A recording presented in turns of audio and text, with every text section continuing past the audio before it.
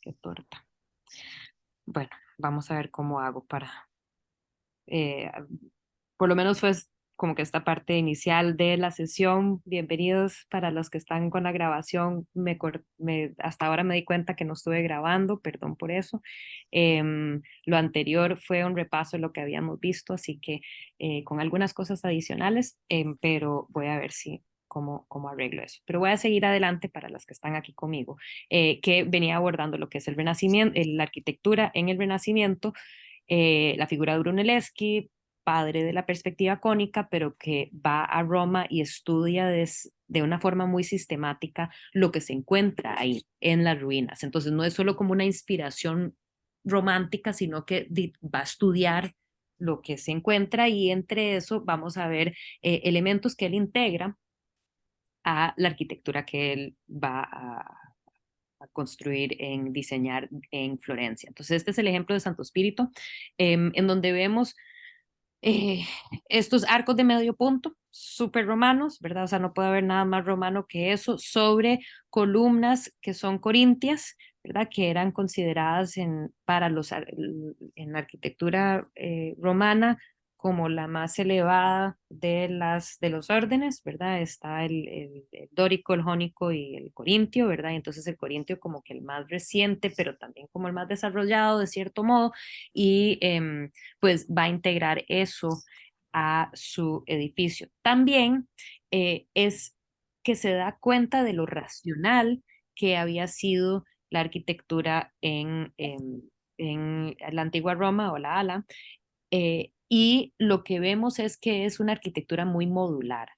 Él está midiendo y se está dando cuenta, mira, es que todo es muy matemático. Si se acuerdan de las iglesias góticas, aquí podemos ver Chartres, por ejemplo, eran por proceso mucho más, podríamos decir, orgánico que se daba, en donde los constructores ahí, pues básicamente estaban construyendo. Obviamente tenían que tener sus medidas para la ingeniería, pero no necesariamente era la base, las medidas específicamente no eran la base del diseño, mientras que podemos ver que con Santo Espíritu Brunelleschi, sí, todo es a base de este cuadrado, ¿verdad? Y el círculo, ¿verdad? Que aquí hay una cúpula encima, y es pues, un círculo y un duomo perfecto. Entonces, ese elemento muy rítmico fue muy importante para los del Renacimiento, así como también los elementos de diseño que remiten a la em, a lo clásico, ¿verdad? Y entonces en este caso las columnas, los arcos, que ya no son arcos ojivales, como lo que estamos viendo acá en Chartres. Y también hay otro aspecto que podemos comprender en este, como que retorno al ser humano, a este interés en el humanismo, es que ya la escala misma no busca hacer una cuestión que uno entra y queda como totalmente despampanado ante la grandeza de lo que está aquí, porque pues precisamente este es un espacio divino. No, en el caso del Renacimiento, no, son espacios terrenales. Aquí estamos nosotros, y no hay ese interés en como que pues lo divino tanto, ¿verdad? O como que dar esta impresión de que pues esto se para debido a la mano de Dios. Mientras que aquí no solo no es la mano de Dios, sino que precisamente el arquitecto dentro del diseño está usando materiales que, que resaltan la manera en que se construye. Esto se llama pietra serena, que es una piedra eh, sacada localmente cerca de Florencia y que tiene esta característica como grisácea, ¿verdad? Y entonces, precisamente el uso, uno, de materiales locales, pues habla también de la realidad, del contexto social, del hecho de que estamos en estas ciudades, estados, ¿verdad? Que tienen no son grandes imperios, entonces pues la necesidad de trabajar con materiales locales, eh, y pues este interés en resaltar la manera como que el método constructivo. Entonces tenemos muy claro cómo está parado este edificio, mientras que no lo tenemos con lo gótico. Entonces, esos eran algunos de los aspectos de la arquitectura que quería señalar por ahora. Y ahora sí, tornar nuestra, no sé si tienen alguna pregunta o duda. ¿Estamos bien? Ok, entonces tornar nuestro interés a como que ir cerrando el año con la escultura. ¿Qué está pasando con la escultura en este periodo del Renacimiento que hemos estado viendo, verdad? Entonces, llegamos a esto, habíamos visto el baptisterio con las puertas de Andrea Pisano, ¿verdad? Que eran estas escenas de la vida de San Juan Bautista, están en este trefoil, que son estos paneles que tienen pues eh, 4 hojas, ¿verdad? Y basado en esto que se había hecho, este periodo del gótico tardío, eh, es que sacan a una competencia la siguiente serie de puertas. Entonces, en, este, en esta ocasión, habían sometido, pues, muchos artistas habían sometido propuestas, llegó a haber como 8 finalistas y de esos 8 finalistas, digamos, las crónicas que tenemos nos dan a entender que quedó entre estos dos y que fue todo un tema. La diferencia, o sea, de que, bueno, uno, como les había comentado, fue todo un tema para Brunelleschi, el hecho de que él no le debía haber dicho, pero ya les dije, que él es el que no gana la competencia y más bien gana Ghiberti. ¿Verdad? Entonces, estos son 2 paneles que esta es la propuesta. Con esto el jurado decide que, eh, cuál de los artistas va a ganar. Y pues me gustaría ver si para ustedes, o sea, que antes de yo comentar específicamente cuáles son los aspectos que hicieron que ganaran, me gustaría que vieran las 2 propuestas, que les encontraran los aspectos que, como que, de estos dos fueron los 2 finalistas, entonces obviamente los dos tienen cosas muy buenas, solo que se fueron con uno por varios motivos, pero no sé si ustedes quisieran comentar algo, si notan algo, cosas que notan que también son, que les remiten a como eso renacentista. Yo siento que en el segundo, en de Lorenzo Ghiberti, es, es como una escena más real por la montaña, o sea, porque está incluido como el paisaje, la piedra. O sea, Ujú, totalmente. me suena Creo que más realista, como más arraigado a algo real. El otro, por cambio, el otro está como flotando un poquito en el aire. ujú, Está sí, un poco, ¿verdad? Desconectado de la... sí, no tiene ese entorno, No ¿verdad? tiene, no solo entorno, sino todas las figuras están como cada uno por su propio, no es una, sí, como que escena, pero como que no, como que cada cosa está por separado. A cambio, esta es una sola escena.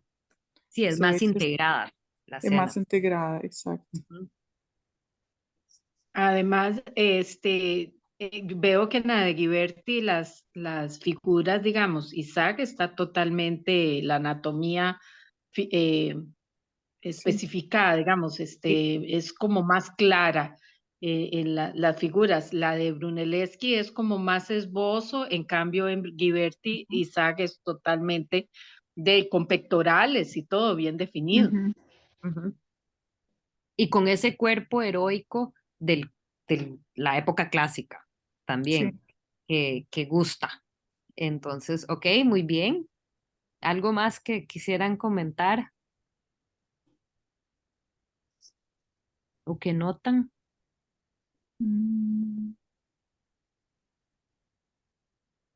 Creo que eso que dijiste antes, Ala, sobre la integración de las figuras. Ojo aquí, y perdón, yo sí, sí, qué dicha. Habías comentado que estos tics se sienten como todos muy separados. cada uno de los elementos y sí, hay estos aspectos que uno diría, bueno, esto quizás nos remite un poco al intento de hacer algo como lo que estaba haciendo em, eh, em, ya, en la Capilla de Arena. Eh, ya, se me fue el nombre. Ay, alguna de ustedes tal vez se me fue ¿Quién por es? ¿Qué está haciendo? No. la Capilla de Arena, o sea, de los dos vírgenes. Ay, Dios mío, ando fatal, perdón, pero bueno, que ese interés en enseñar la espalda, ¿verdad? Ya me viene el nombre, Ah, ¿verdad? ajá, ajá, ajá. De Sí. enseñar la espalda y como que dar esa sensación de que sea realista, como una escena real, pero aquí y como que no funciona tanto, ¿verdad? Y cada quien anda en lo suyo, como dijiste, mientras si vemos y esta sí una imagen antes de la haberse limpiada, haberle hecho una restauración, entonces ojo la diferencia, cómo había quedado, no pude encontrar una restaurada, pero ojo esta mano, ¿verdad? Aquí tal vez pueden ver el detalle de cómo Ujú.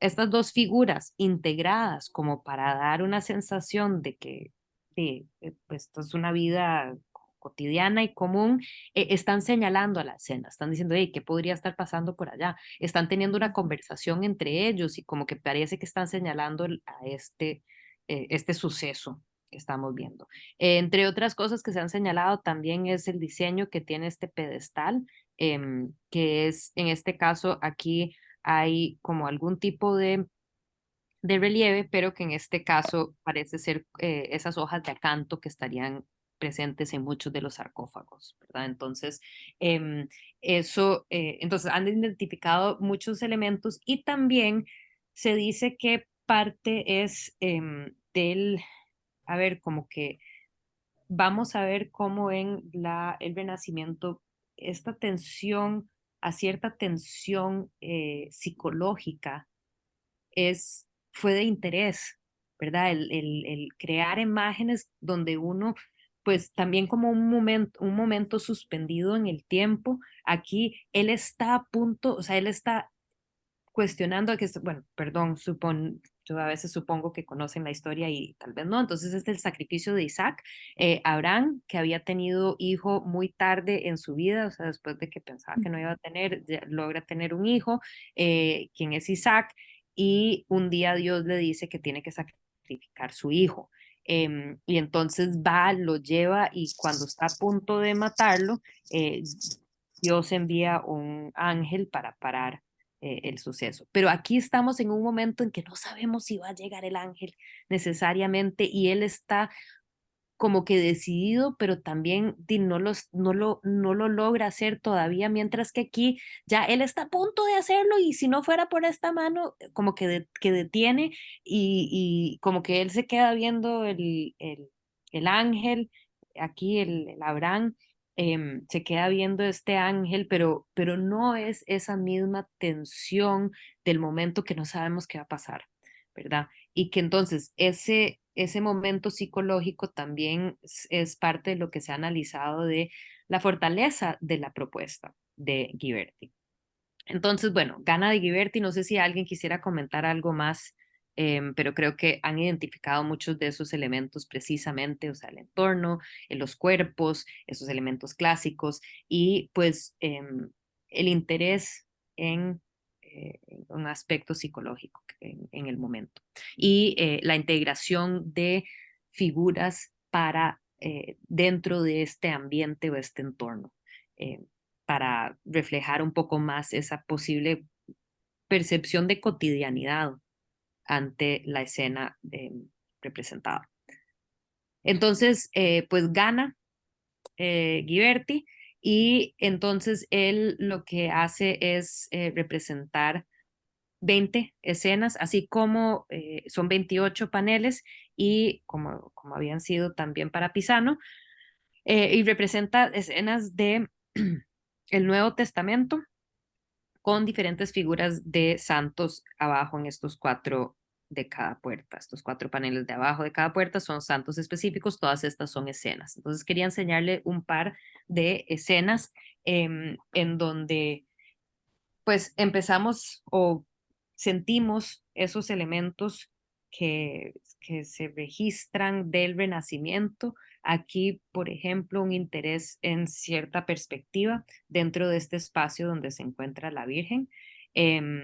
Y pues sentimos todavía esa curva en ese muy elegante del gótico, pero a la vez también vemos el cuerpo, ¿verdad? Estos cuerpos ya están como, tienen, pues obviamente el ángel no tiene peso porque viene pues volando, entonces vemos como en sus pies da la impresión que viene como que arribando a la escena y que pues enviado por Dios Padre, que es una figura humana también, que acuérdense que muchas veces antes en la Edad Media solo se veía una mano, pero ya con el Renacimiento vamos a ver más la figura de Dios Padre, Espíritu Santo y pues obviamente el niño que está por venir. Otras escenas en donde pues este interés en cierta profundidad, ¿verdad? Y entonces en este caso es una profundidad lograda a partir del sobreponer figuras una frente a la otra, pero sin esta preocupación de que se le tapan o sea, ciertamente la cara. De cierto modo, también este interés que hemos visto por integrar un paisaje, aunque notamos que no lo ha logrado tan bien como lo logró para los paneles, diría yo, el panel de la competencia. Em, y si lo logra, pues lo logra de una forma quizás un poquito más, o sea, es un poco más, las escenas siguen siendo un poco caóticas y lo digo con sentido también, a ver, con respecto a lo que vamos a ver ahorita más adelante, que serían el siguiente set de puertas. Pero bueno, aquí vemos ese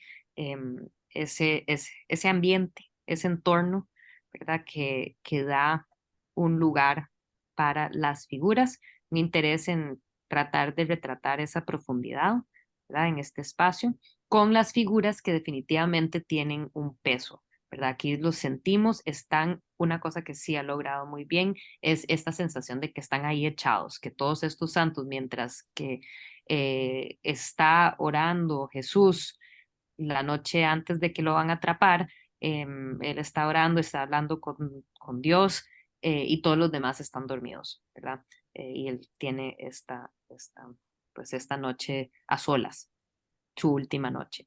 Y nada más quería enseñarles ejemplo de los santos de acá abajo, traje marco. Y pues obviamente vemos estos elementos de en particular, como que estos aspectos de las telas, ¿verdad? Y los pliegos de las telas y el interés eh, en enseñar el cuerpo que está debajo de esas telas. Entonces, él dura un montón de tiempo en lograr completar estos paneles y se me había olvidado mencionar una de las cosas que son importantes también con respecto a la selección de él. Ghiberti había estudiado o había sido aprendiz de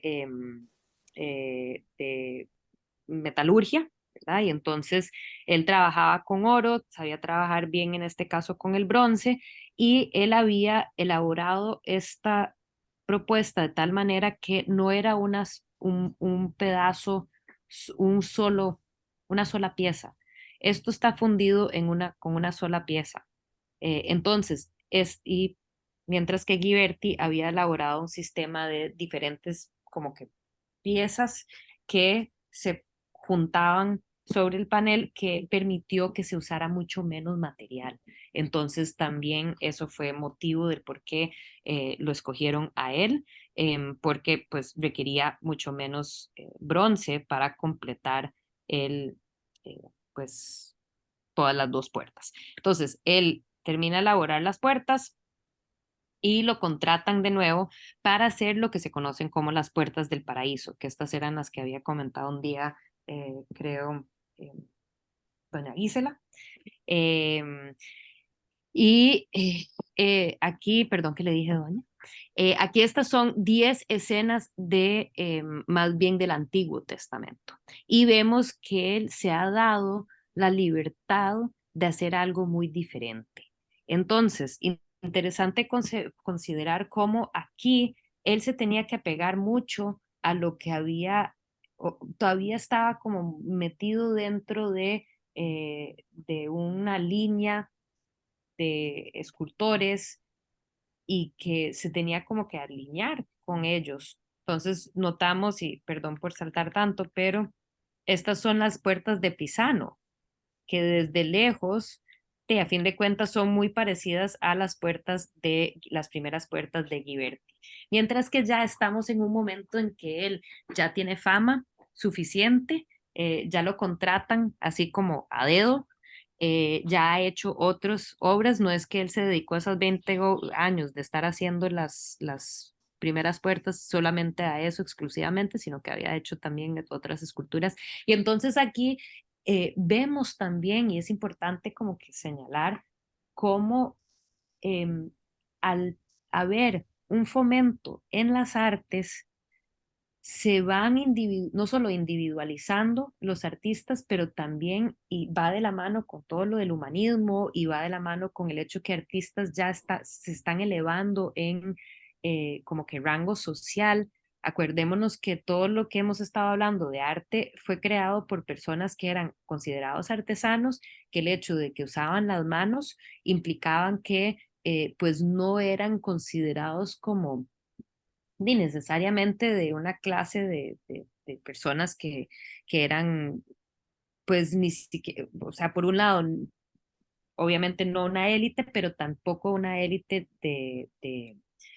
con respecto a, pues, el uso de, por ejemplo, si eran filósofos o aún personas que escribían. Había se podría decir, discriminación, pero que en esta época se va disminuyendo porque los artistas como que ellos mismos van cobrando este interés en elevar su estado social, pero también era porque iba de la mano con todo esto de ser un excelente ciudadano, ¿verdad? El de desarrollarse uno mismo y esa constante búsqueda, ese constante cuestionamiento del ser, ese estudiar, esa investigación, pues lleva a artistas a nuevas propuestas que son muy diferentes, ¿verdad? Como pues vemos en este caso con estas puertas.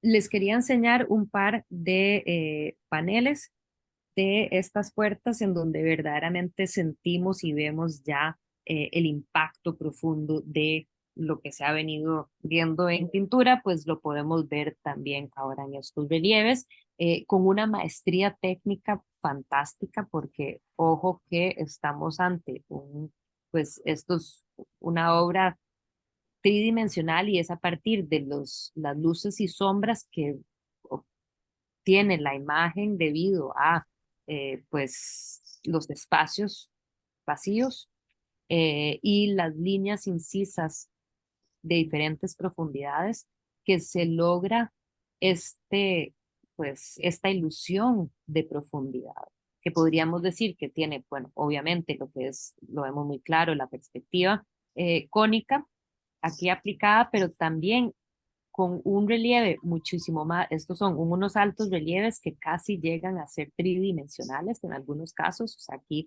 ese pie de la figura, este perro, por ejemplo, está casi tridimensional, obviamente pegado como por la parte del torso, pero todo lo demás casi que se le puede dar, toda la cabeza está desconectada del panel. Y vemos en estos, pues, dependiendo de la profundidad, que tanto más relieve le está dando o menos relieve le está dando a las figuras. En este caso, estamos ante una escena también, que es una escena que a mí me tiene muy perpleja, la verdad.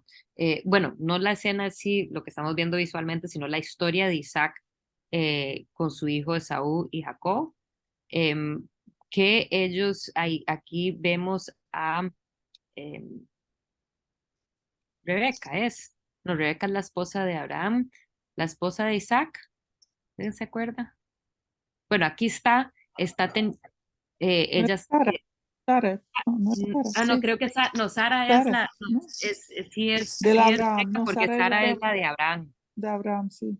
sí, y Y esta es Rebeca. Jacob, Entonces, no, Jacob Rebeca, tenía a no, las dos, Jacob, sí, sí, Jacob por es eso, otro, este es Isaac. Entonces, ahí Isaac está, está casada con Rebeca. Rebeca la tiene estos Rebeca. gemelos que son Esaú y Jacob.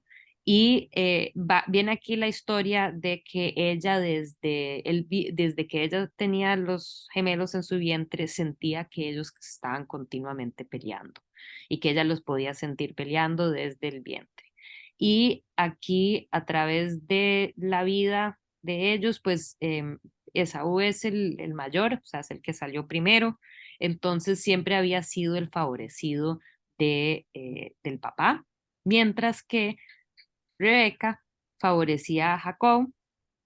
Y aquí lo que vemos es la narrativa de la escena esta bíblica, en donde aquí, bueno, aquí está ella, estas son como las parteras, está ella pues dando a luz, y luego es un día que llega eh, Esaú, había estado afuera cazando, llega con mucha hambre, le dice a Jacob que le dé lo que él está comiendo. Jacob le dice que se lo da solo si él le da todos los derechos que tiene por ser el primogénito. Em, y bueno, de ahí sucede que el papá lo manda a cazar. Entonces aquí ya estamos viendo a Isaac, manda a Saúl a cazar, sale Saúl y mientras él sale, entonces dice, y él dice, vaya a cazar y cuando usted vuelve le voy a dar la bendición. Y entonces aquí está Rebeca con Esaú, em, como que con y deciden que como que hacen un complot en contra de Isaac, por lo que como que es un truco, y cuando Isaac le da la bendición, piensa que le está dando la bendición a Esaú y le da la bendición a Jacob. Y entonces Jacob se va con la bendición y el otro pues va haciendo camino. ¿Sí? Entonces, una historia que para mí es muy extraña, pero en sí lo que me interesa señalar es precisamente eso que habíamos visto en la pintura de Masaccio, de los diferentes momentos de la narrativa contadas en un mismo panel, ¿verdad? Y entonces la importancia de la narrativa y tratar de recrearlo de una forma que alguien se pudiera meter dentro de la escena. Entonces, esto que hemos visto, bueno, la profundidad, el fondo, totalmente diferente a, por ejemplo, lo que había hecho em, en sus primeras obras, ¿verdad? En las primeras puertas, las puertas de norte. En este caso, vemos cómo en esos 20 años de estar trabajando, cómo se aventura más y logra una cosa que es verdaderamente pues una maravilla, ¿verdad? Aquí podemos ver cómo el fondo, por ejemplo, es plano, es liso, no está haciendo estos diferentes niveles de relieve para dar esta concepción de diferentes planos dentro de pues el objeto. Y,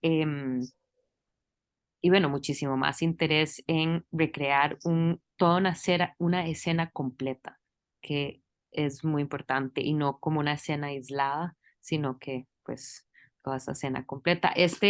También aquí podemos ver eh, el, cómo hay un interés en integrar el paisaje, ¿verdad?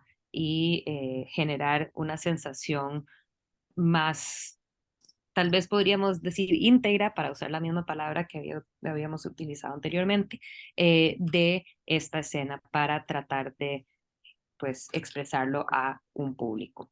Em, que aquí podemos ver las diferentes casi como que, de niveles de profundidad, permite muchísimo más em, complejidad a la escena, ¿verdad? Entonces, pues vemos aquí pues la diferencia entre los dos. Y obviamente también pues queda bastante obvio que se ha quebrado del molde, del marco, de las cuatro hojas, y entonces ese espíritu mucho más pues aventurero del artista creo que queda muy claro con estas obras. ¿Preguntas, dudas, comentarios? ¿Estamos bien? Ok, entonces, em, ahora quería pasar de lo que eran estos relieves que estaban integradas aquí, y es importante señalarlo como eh, lo vimos a través de la Edad Media, entramos ahora al Renacimiento, la escultura estaba integrada a a la arquitectura, ¿verdad? Entonces, son esculturas que se hacen o específicamente sobre los materiales mismos de la construcción, ¿verdad? Como hemos estado viendo con estas puertas, por ejemplo. Em, y aquí estamos ante un edificio que fue sumamente importante para lo que es, a ver, como que el desarrollo de la escultura en este periodo renacentista. Vamos a ver solo un par de ejemplos de estas diferentes esculturas que fueron creadas en estos nichos de este edificio. Este edificio se llama Or San Michele, y originalmente fue construido en 1337 como un granario. Entonces, esto que vemos como que en estos espacios, originalmente esto estaba todo abierto. Y uno podía pasar, era abierto básicamente a que pasara la gente por ahí porque era un mercado para el grano, y entonces llegaba la gente, compraba, arriba habían espacios para almacenar el grano. Esto era sumamente importante en este tipo de ciudades-estados que a cada rato podrían estar o bajo una, ¿cómo es que se llama eso en español? Cuando como que rodean una ciudad y entonces no puede entrar, siege, Sí. Ujú. ajá, siege en español no sé cómo se dice. Bueno, entonces, ¿alguien sabe? Dilo, por casualidad, siege. Bueno, Se dice sitiar, un sitio. Ajá. Pero es cuando se dice sitiar, bueno, no estoy segura, pero el siege es cuando está rodeada, digamos, una ciudad por los Los enemigos, y en este ejércitos. caso, que no permite que haya acceso a, pues, las necesidades básicas siempre, y también pues había la necesidad de poder almacenar por si hubieran malas cosechas en algún año, en algún momento, ¿verdad? Y entonces las ciudades estados como Florencia, bueno, Florencia siempre era, siempre llevaba mucho tiempo ya de estar preocupado por las invasiones de los milaneses, y eso es algo que vamos a ver repetidas veces, y que fue a inicios del 480 en donde salen victoriosos, pero todavía antes de eso, cuando se construye eso, pues eran más vulnerables los florentinos. Entonces, luego lo convierten en una iglesia y sigue siendo un lugar donde almacenan grano, pero es la iglesia en particular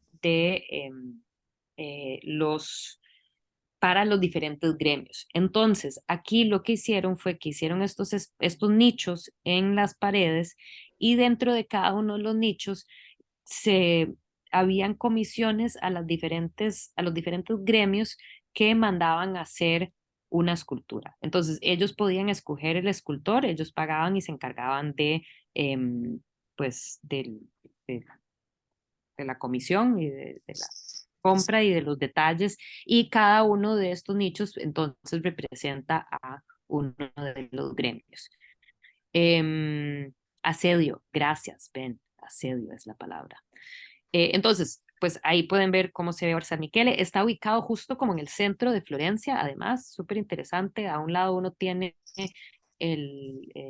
como que a unas cuadras en una dirección es la catedral, y hacia unas cuadras en la otra dirección es la señoría, donde pues se reunían como, digamos, la asamblea legislativa, donde se encuentran los gobernantes. Entonces, en un lugar bastante público, las obras pues visibles al público, porque todo eso es afuera. En la actualidad, estas figuras pues las esculturas en sí, estas son réplicas, las que están afuera y todo lo demás está dentro porque esto es un museo actualmente de todas estas esculturas.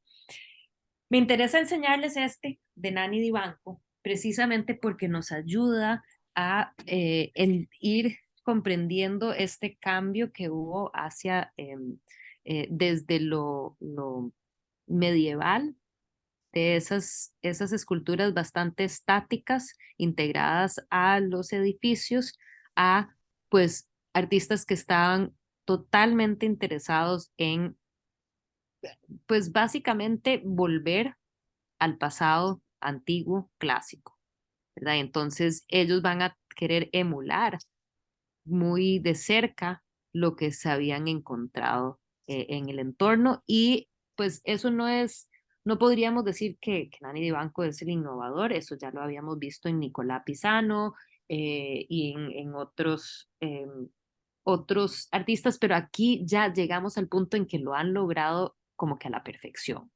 Y con otros aspectos que voy a señalar. Aquí este es el gremio de los maestros. Arte es interesante porque la palabra en italiano en ese momento para gremio era arte.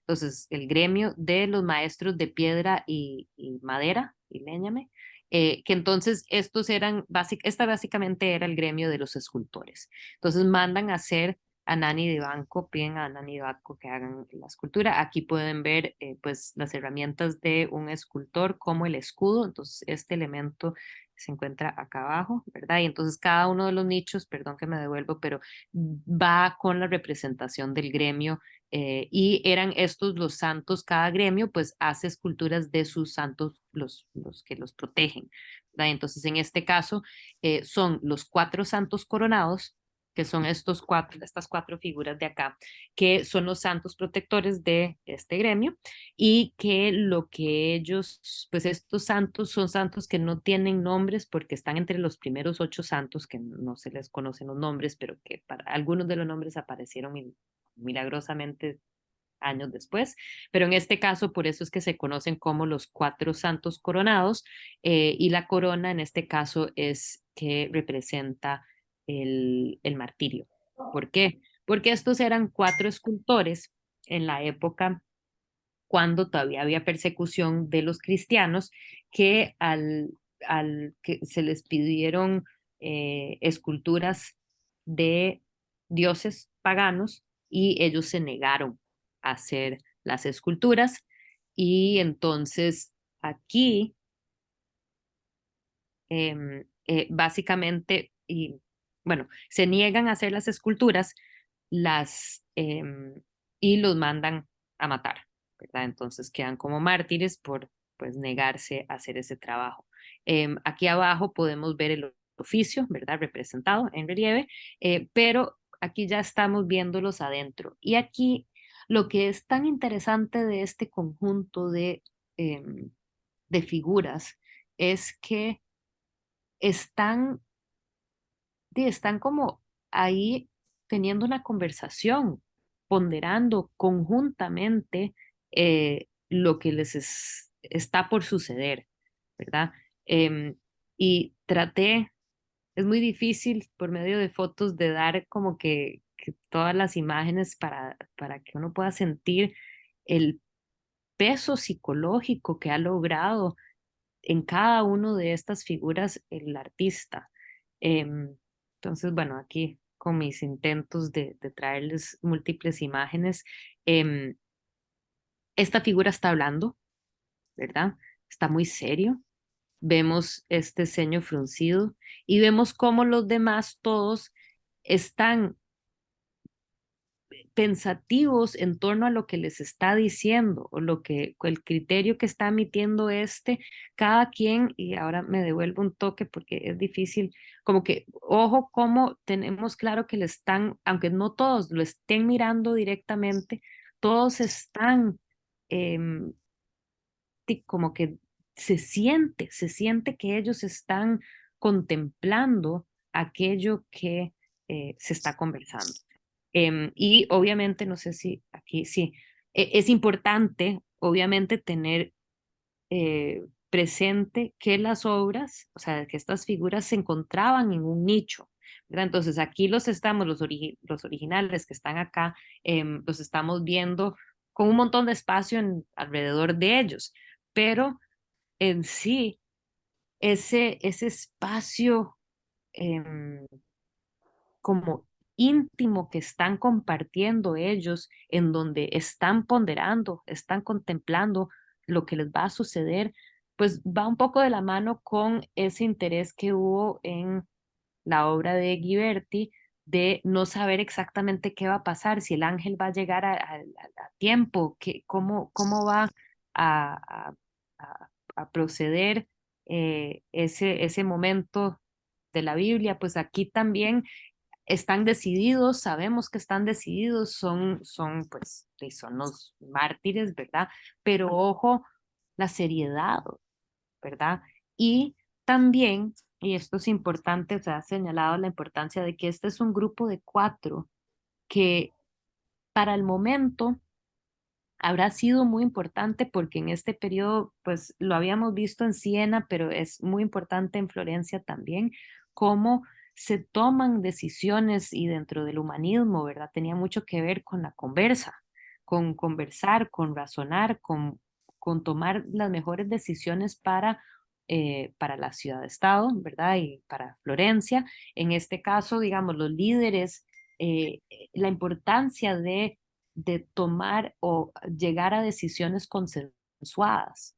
Fue parte también de este cambio que va a haber debido a el humanismo, ¿verdad? El de valorar las diferentes perspectivas que puedan haber en torno a algo para tomar una decisión, ¿verdad? Y entonces se ha dicho también que por eso esta obra pues fue tan bien recibida también por el tipo de concilio que se está teniendo en este espacio entre estos señores, todos los cuales, además, pues en términos estilísticos nos remiten muchísimo a las esculturas romanas. No sé si alguien quisiera decir algo o volver a ver alguna de las imágenes en particular. Me encantan estos señores, verdaderamente creo y que siento que es un poco injusto estarlos viendo en estas imágenes estáticas, ¿verdad? Porque es muy diferente tener, ojo, qué tan vivo parece ser este señor, ¿verdad? El que está hablando, y todos tienen eso, solo que en esta, digamos, como que del ángulo de este, no sé, los ojos lo ven, tal vez se ven como más estáticas, pero cuando uno está en el espacio y puede, pues, moverse frente a ellos, verdaderamente cobran cierta, no solo vida, sino que te está pasando todo ahí hay mucha energía entre las figuras, porque están las diferentes figuras en sí, es un conjunto que dialogan entre sí. Entonces, bueno, una obra, Llama la atención cómo están sosteniendo sus túnicas con las manos, ¿verdad? Como que tan realista, como que para que no se les caigan sí, las y telas, que, bueno, sosteniendo la tela. esa atención a las telas es algo que se ve muy frecuentemente en las obras clásicas, ¿verdad? Y entonces estos señores están vestidos en sus togas eh, Todo eso. y sosteniéndoselas para que no se les caigan, que era algo que uno sabía que pues los romanos, los antiguos romanos, pues se sostenían la toga, como este por acá. Y como decís, Ala, también muy importante, ese naturalismo que se logra. Ujú. Ojo aquí, que se le ven las venas, se le ven los huesitos, ¿verdad? Y entonces ese gran interés en esa capacidad representativa del cuerpo humano. Y yo tengo una duda si el que está hablando tiene los deditos doblados o fue que se le cortaron, se le habrán quebrado, porque puede ser como que los tuviera, a ver, ¿cómo sería esa mano? Como que estuviera así, pero con esos Sí, dos dedos. yo creo que No, los tiene, yo siempre he creído que los tiene doblados y ojo, perdón aquí, estas son, si lo notan ahora pueden ver que son dos fotos que pegué porque no pude encontrar este ángulo tan de cerca, entonces pegué dos y entonces notan aquí que el dedito, pero ojo que está, o sea, como que de cierto modo en una pose de orar, que está hablando, ¿verdad? Y que está señalando con la mano. Y siempre he pensado que aquí es que está agarrando el chuica, la túnica, Ajá, ¿verdad? sí, sí. No creo que tenga dañadas los dedos, pero siempre es una posibilidad. No, no podría decirle, que no lo veo más de cerca. Y déjame ver qué pasa con estos. Puede ser que estén quebrados, tenés razón. No, no, Pero, más bien, a mí me pareció eso que decías, que como en aras de darle un más realismo, ujú, podría estar haciendo eso, gente que, sí. ¿verdad? Tiene esos dos dedos así, la otra Sí, mano sí, así, porque, se está aguantando porque también las túnicas dice, como que se caían, había que sostenerlas. claro, exacto, Entonces, exacto. Ujú. em, y creo que es importante señalar que como, como santo patrono de este gremio, pero que va de la mano un poco con eh, este cierto tipo de asceticismo no, asceticismo no es la palabra correcta para estos, pero como cierto control, ¿verdad? Están muy, ese autocontrol que reflejan estos señores, saben que van hacia la muerte, están conversando sobre el tema y sin embargo hay cierta serenidad. Eso es muy del Renacimiento, ¿verdad? De cierta serenidad que puedan tener y también pues pues un peso bastante presente, están muy presentes estas figuras, tanto físicamente como también psicológicamente, están muy presentes y hay cierta como que serenidad que siento yo que era un considerado eh, un atributo de que todos quisieran tener, ¿verdad? Poder tener esa poder ser tan, como que ese temperamento eh, pues ese control, ese autocontrol. Em, en Orsa Michele vamos a ver uno de los más famosos del Renacimiento, que es la figura de Donatello. Entonces hemos llegado al primero de las tortugas ninja. Los que saben las tortugas ninja sabrán que son los cuatro tortugas ninja nombrados por los cuatro grandes maestros del Renacimiento. Y entonces el más viejito de ellos es Donatello. Entonces ya hemos llegado a Donatello. Los otros tres, pues los maestros del Alto Renacimiento, Rafael, Leonardo y Miguel Ángel. Entonces, Donatello, de una generación, pues como dos generaciones anteriores a las de los otros artistas, que llegaremos a verlos el año entrante.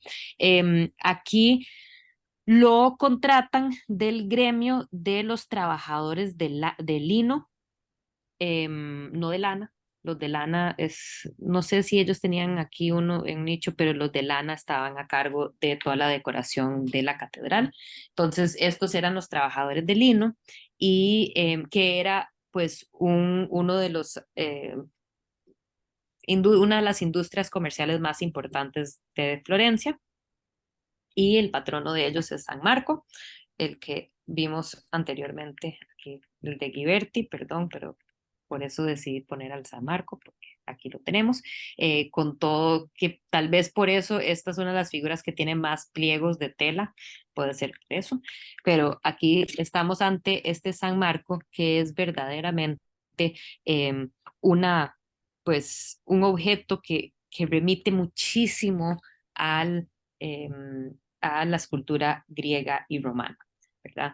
Eh, tenemos perfecto ejemplo de contraposto, tenemos este gran interés en la vestimenta, ¿verdad? Y en los pliegos estos que caen, tenemos gran interés en retratar de una forma tremendamente naturalista a la figura.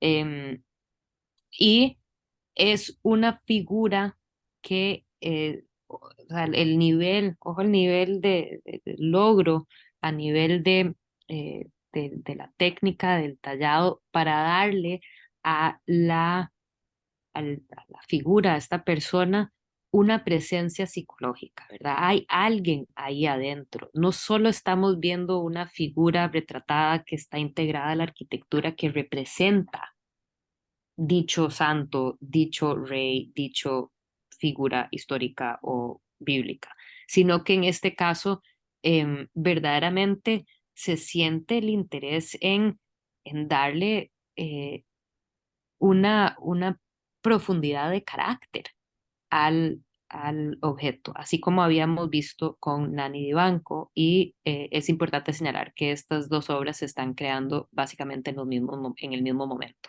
¿verdad? Entonces está Nani Dibanco trabajando lo de él y está Donatello trabajando la obra de él, y pues no es que todos estaban visitando necesariamente, pero iban a tener conciencia de, y creo que es muy importante tener presente cómo pues la influencia, el impacto de lo clásico, de los hallazgos que cada vez más están surgiendo más objetos de la antigüedad, ¿verdad? Cada vez más van a haber, pues se hacían las grandes familias, eventualmente los Medici, por ejemplo, van a mandar a hacer estos como que excavaciones para tener acceso a más obras de la antigüedad y sobre las cuales se iban a inspirar los artistas, ¿verdad? Y entonces aquí, pues, como ya he mencionado, ¿verdad? La masa del cuerpo, muy convincente, los detalles y el peso este psicológico que podemos ver. Dentro de lo que le interesaba a Donatello también era esto que, pues, les traigo el ejemplo que habíamos visto más cuando estuvimos viendo lo romano, de ciertos aspectos de la antigüedad que le interesaban en particular a Donatello, que es, pues, uno, este culto, digamos, a los ancestros, pero también este verismo, ¿verdad? Lo que llamaban ellos verismo, que era y gravitas, ¿verdad? Esta seriedad. Entonces, el verismo de tratar de reflejar lo más verídicamente la cara, ¿verdad? Y no estarlo idealizando, sino que más bien esas señas de una vida llevada seria, precisamente son lo que interesa retratar. Entonces, esta se dice que es una de las obras que más le había gustado o sea, que fue su escultura preferida de todas, de Donatello, es el profeta Habacuc o Sucone, que Sucone significa cabeza calva, y que hoy en día pues no está en muy buenas condiciones. Aquí ya ha sido restaurada. Esta fue antes de que le hicieran como cierta limpieza, y fue instalada originalmente en el Campanile. Entonces pues tenía esta ubicación pública, y se dice que Donatello se encontraba ante esta figura y que le gritaba: habla, habla, o que te ocurra un accidente, porque para él era tan, pues, verídica, tan real esta cara que él estaba tallando, y por ende, y traté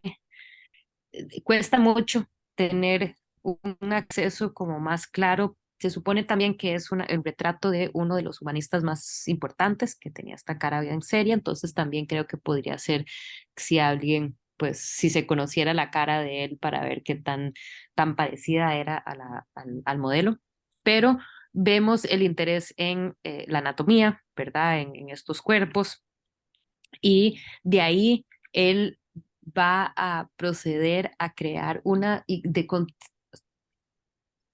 como he tratado de aludir, para estos artistas renacentistas, continuamente se estaban autoimponiendo estos retos de lograr ciertos logros en particular, como por ejemplo esta es la primera vez que se registra o se conoce como la primera escultura tamaño real en bronce, logrado, y además un desnudo, ¿verdad? Entonces, se había perdido por completo la capacidad técnica de poder hacer una escultura tamaño real en bronce.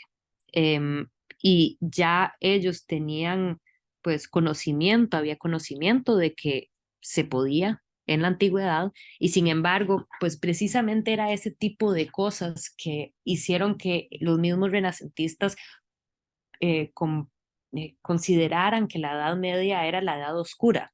Por eso muchas veces se conoce como Dark Ages o la Edad Oscura, precisamente porque el Renacimiento era este deseo de volvernos a una época mucho más ilustre, en donde habían ciertas técnicas y había capacidad ingenieril y había todo, pues el uso de la razón se usaba, era muy diferente. Y entonces dentro de eso, pues Donatello decide que él quiere hacer una figura a tamaño real en bronce con la técnica de cera perdida, ¿verdad? Que como les digo, fue algo perdido en su momento y entonces lo logra con este objeto. No sabemos quién fue el mecenas de esta obra, no sabemos quién se lo mandó a pedir, pero sí sabemos que estuvo instalada en el jardín interno, el patio interno de la casa de los Medici, y en un espacio en donde por un rato por lo menos podía ser bastante visible por el público. Entonces, bueno,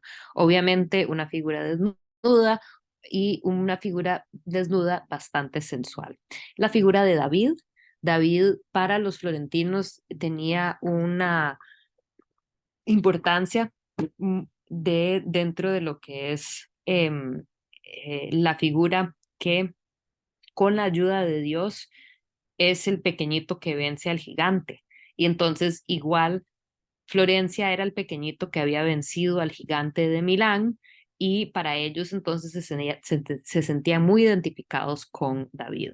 Em, pero este David es un David que es pues bastante sensual.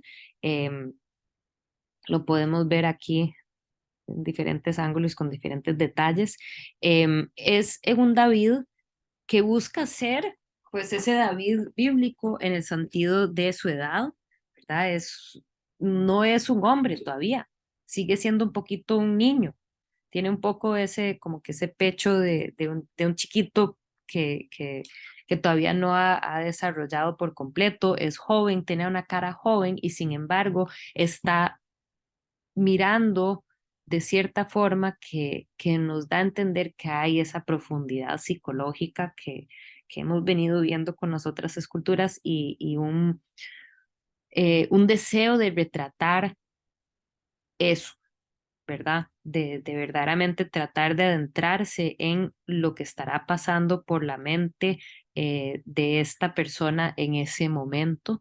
En este caso estamos con un David que ya ha matado a Goliat, ¿verdad? Entonces vemos que él está pisando la cabeza, que él ha cortado, vemos que tiene la espada parece ser muy grande para él, pero es muy grande para él precisamente porque era de la espada del gigante, que pues el joven ha usado precisamente para cortarle la cabeza.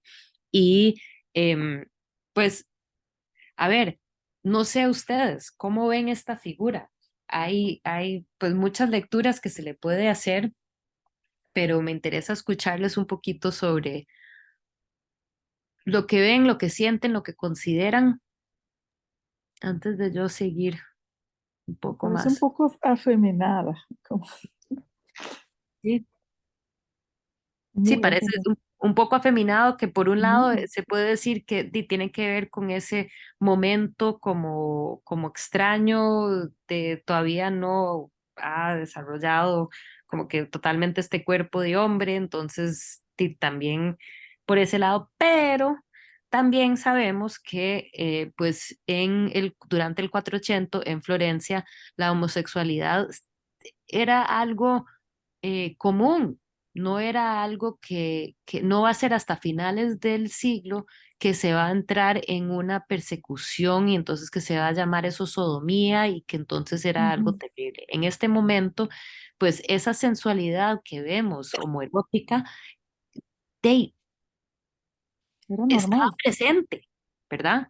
Y podemos ver, y perdón que no les traje un detalle más de cerca, pero a ver, algunas de las eh, pistas tal vez que nos ha dado el artista para saber que sí, no es solo un invento, que tal vez lo veamos así como con ese aspecto homoerótico, sino que vean estas alas y este plumaje que surge del casco de Goliat, como sube, sube, sube, sube, sube, sube y está casi tocándole en la nalga las plumas, ¿verdad? Ahí eso es casi lúdico, ¿verdad? Es casi un juego de parte del artista. Entonces es interesante ver cómo eso era también de cierto modo permitido en estos momentos, y estos momentos de bastante búsqueda, pero también de cierto modo de bastante libertad de los Mm. artistas. Me llama la Laura, atención el también el hecho sombrero. de, Sí, perdón, sí, Adelante. sí, el sombrero. Laura, Gisela, ajá. adelante, por favor. Mira, también el hecho del sombrero que tiene o el tocado de la cabeza sería Ujú. como muy florentino, más bien. Sí, con esas flores y todos esos detalles, y es como muy floppy, así como que, A mí me hace pensar en Luis XV, no sé por qué.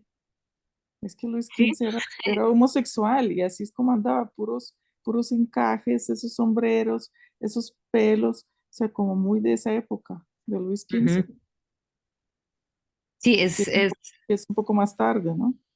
sí, es un poco más tarde, pero es En los interesante saber 1500. si yo tuve una vez un estudiante que empezó a abordar el tema de que si existe una estética gay y que si en ciertos momentos hay manera y que hay historiadores de arte queer, no lo he estudiado lo suficiente para saber, pero sí creo que hay algo interesante ahí que se podría decir, que hay algo dentro del estilo mismo de ese sombrero, que todos han mencionado algo sobre el sombrero, ¿verdad?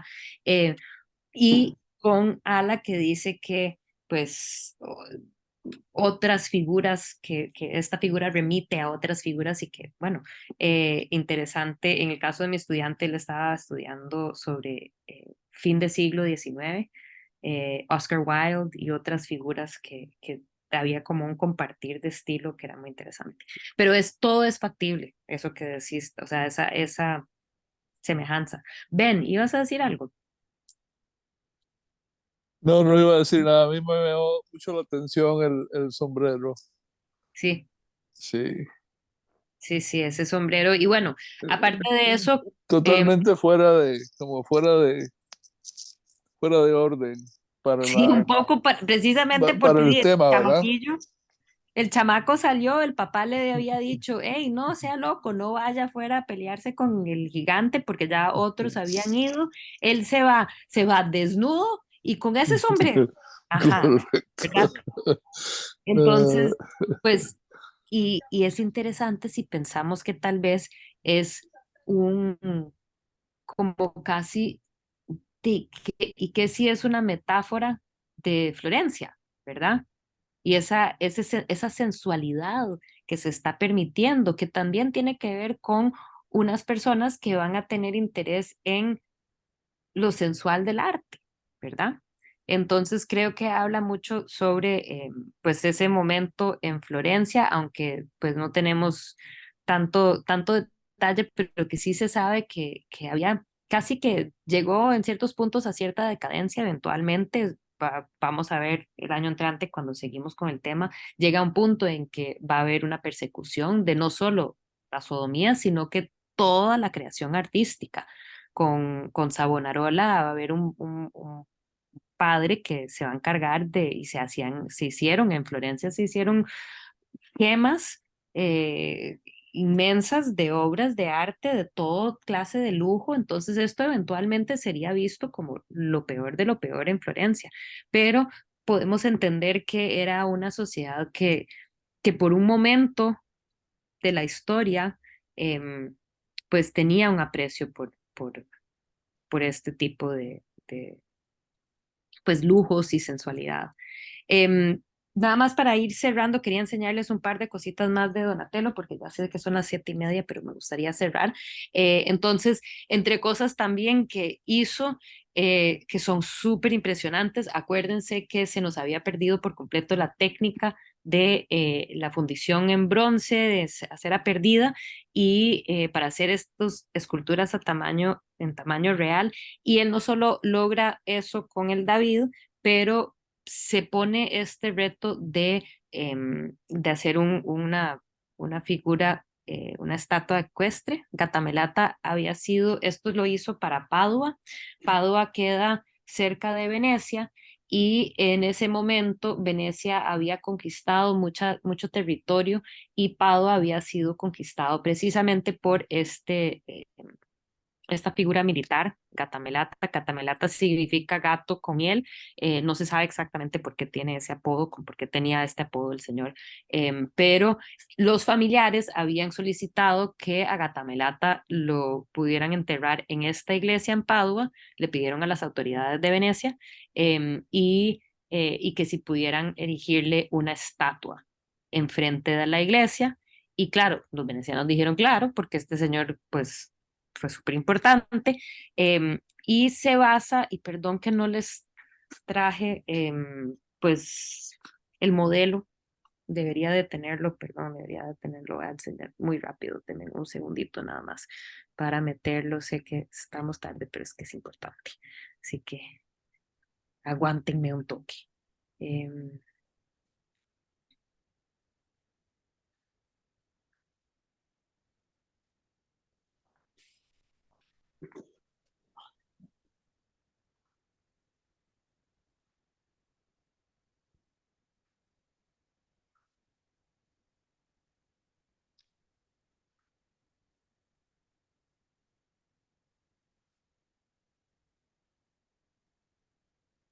Listo, perdón que no lo tengo identificado, pero por lo menos se pueden dar una idea. Esta fue una escultura del tiempo romano del emperador Marco Aurelio, y que pues vemos a este caballo bastante agitado. Perdón que no lo pueden, la figura completa, pero podrán notar que tiene una pata levantada, ¿verdad? Y entonces eso a nivel técnico, pues esa capacidad de poder tener esta figura en bronce que se para sobre, súper pesado, pero que se para sobre tres patas, nada más, y cómo, pues, Donatello va a querer hacer lo mismo, pero ojo que tuvo que ponerle esto se supone que es como un cañón, no sé, lo que se le mete al cañón, y entonces tiene una pata levantada, pero sobre ese ínfimo, o sea, es un puntito nada más, por lo que es bastante impresionante el logro, de poder pues crear una escultura de estas dimensiones. Ojo que estamos hablando de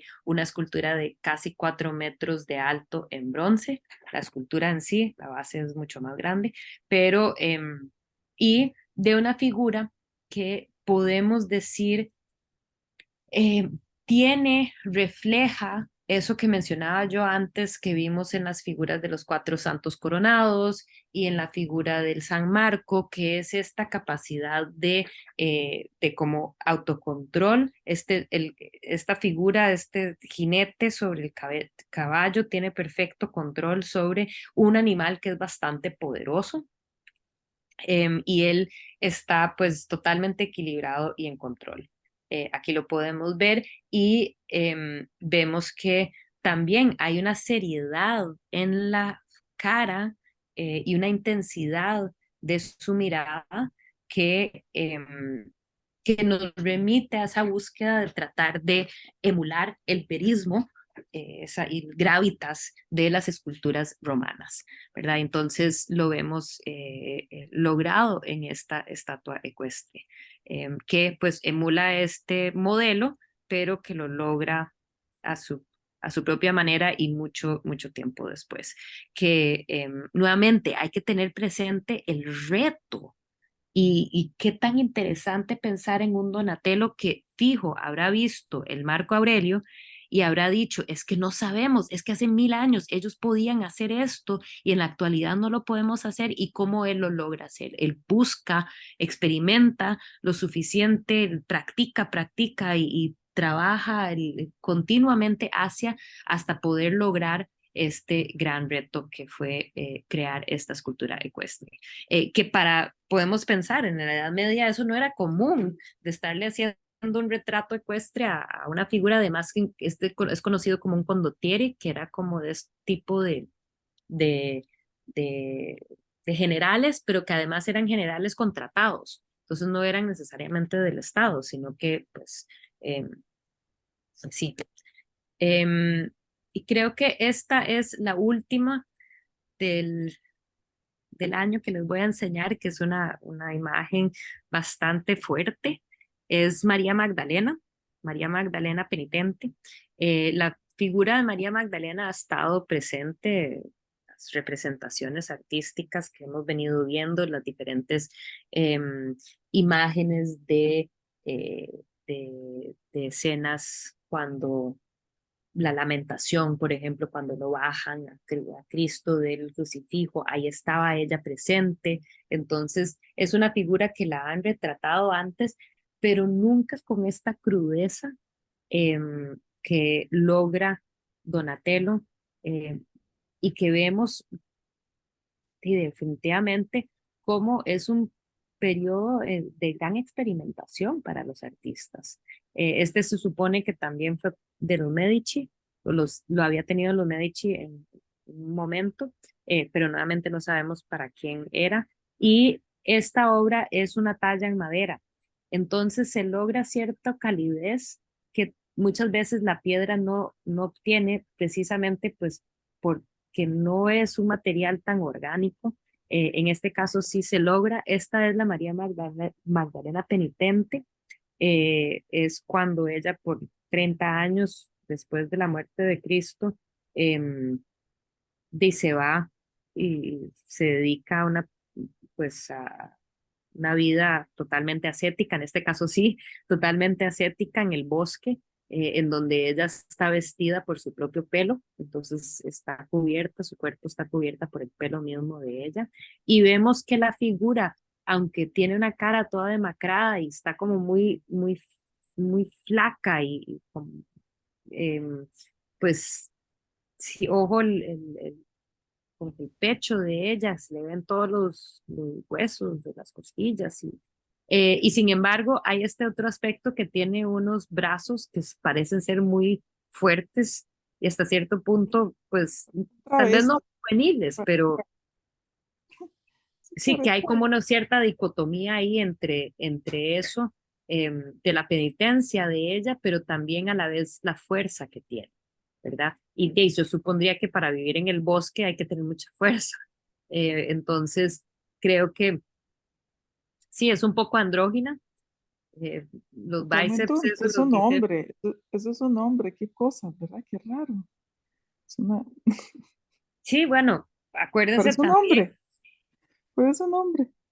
interesante pensar lo que ahora llamaríamos el fluidez de género, ¿verdad? Y que Sí, pues, en otras culturas y en otros momentos no todo es como se prescribe en la actualidad, en nuestra realidad.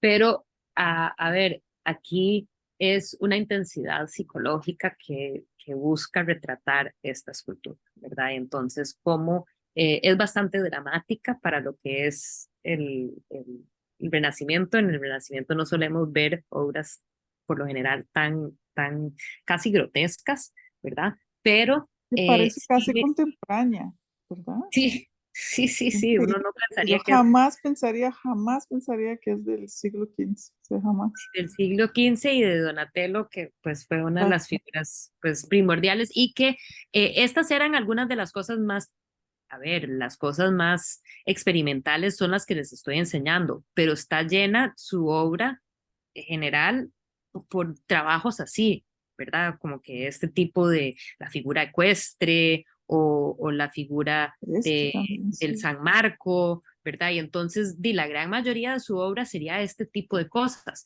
pero ojo que estamos ante un artista que está haciendo cosas que son en sí bastante como que revolucionarias por su momento, ¿verdad? Y que son bastante interesantes por ese mismo motivo. Entonces, lo dejo ahí.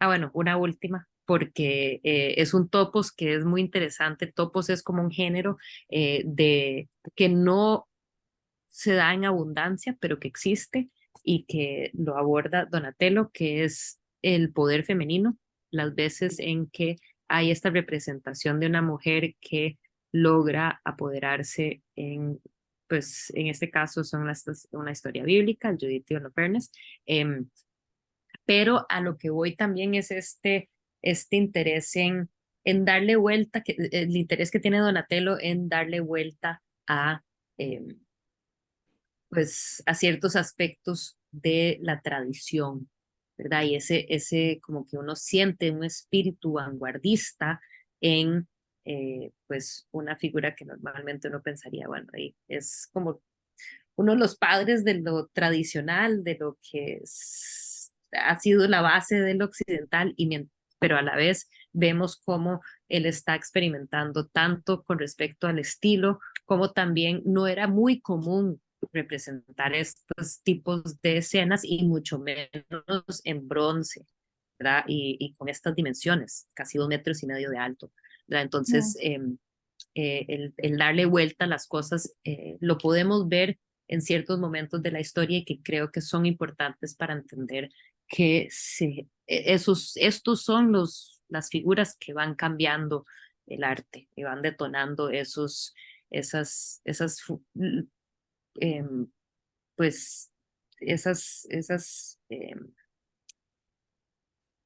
sí, esas transiciones que se dan debido a las figuras que experimentan y que permiten ir en contra de la norma. Así que con eso los dejo. Muchísimas gracias. Les quiero desear